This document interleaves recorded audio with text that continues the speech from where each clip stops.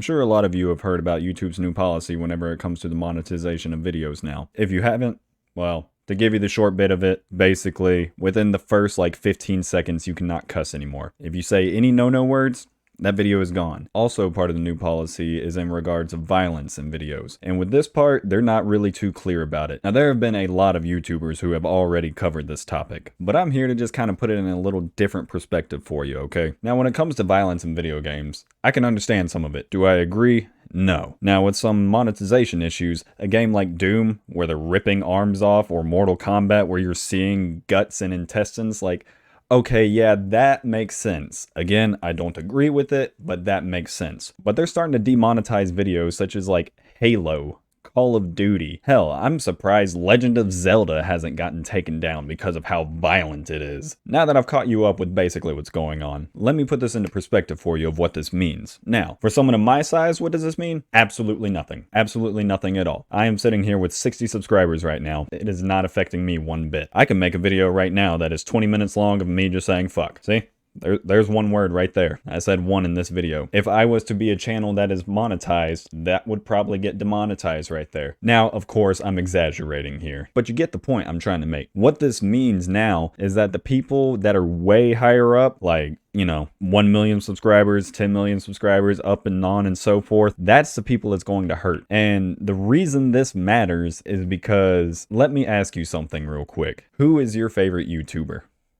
I guarantee you it's not someone with 1,000 or less subscribers. I bet it's someone with 1 million or plus subscribers, maybe even 500,000. If your favorite YouTuber is someone with 1,000 subscribers, you're awesome. You are someone that is helping someone grow. Regardless, what I'm getting at is this is going to affect the people that are way up there. This is going to affect the people that they have dedicated their lives to making YouTube content to the point that it is their job now. They don't have a job where they go clock in and they report to a boss anymore. Well, they might. I don't know how YouTube works once you get that big. But what this means is that if they're not making money off of their videos anymore, then what's their initiative to keep going? This is their job. This is how they pay bills. They have dedicated their life to this. Now, of course, the guys that are way up there, they've been doing this for a while, you know, maybe 10 plus years. I could be wrong, but I'm pretty sure their bank account is already doing pretty good. But that doesn't mean that this doesn't hurt them. Because like I said, this is their job. I would imagine they love doing what they're doing. They wouldn't be making YouTube videos if they didn't like it. And the thing that's most messed up about it, that I've said this before, a while back, not that long ago, Twitch made a few changes to their platform. They made a change in their ad revenue on how that works. See, it used to be 70-30. You know, the streamer gets 70%, Twitch gets 30%. Seemed to have worked out pretty well. Twitch is doing pretty good. But then they changed it to 55-45, or maybe even 50-50. I'm not 100% sure. But whenever that happened, a lot of the big streamers started going to YouTube because they just took a 20% pay cut. That is a big pay cut. And the point I've made to people before was that was YouTube's time to shine. They could have completely changed their platform to make it more streamer friendly. That was YouTube's time to take over the streaming game. Because if you think about it, there's only one big streaming platform: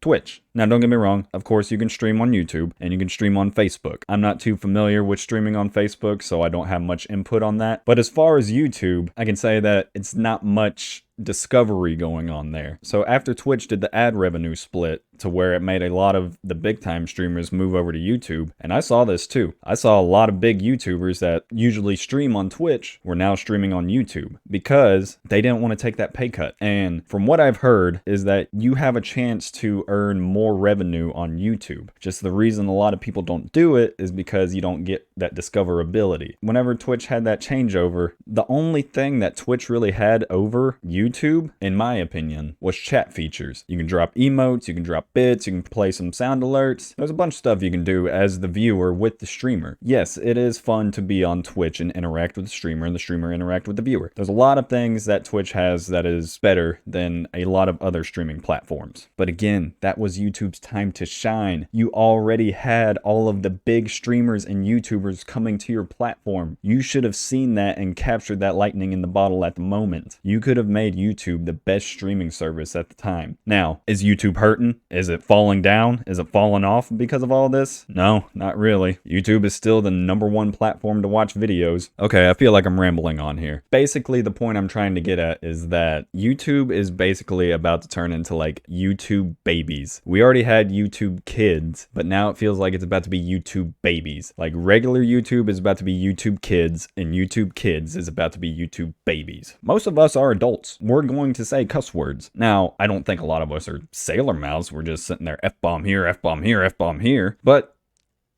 people say fuck.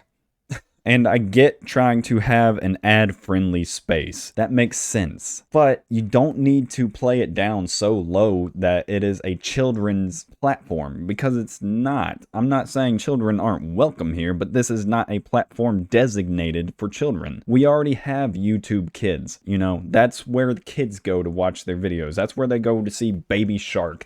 I don't know what's all over there. I'm not a child. And it just kind of sucks to see a platform that we all grew up watching and loving. I don't know about most of you guys, but I was basically there since YouTube birth. Not literally. I probably discovered it whenever it was like a year or two old. But I remember watching stuff like Pokemon Spoof. I don't even know if anyone knows what that is. But I just wanted to bring this to attention to some of you that may have not already heard. Again, there's been a bunch of big YouTubers who have already talked about this and have dived deeper into it than I am. But I just wanted to give my perspective of it about how that we may not be seeing as much of our big YouTubers as we usually do. I don't think they're going to have the motivation or the drive to do it anymore. I would like to wish for a better future, but only time will tell. We can all hope for the best, and that's all we can do. So, guess I'll see y'all next time. Appreciate it, man.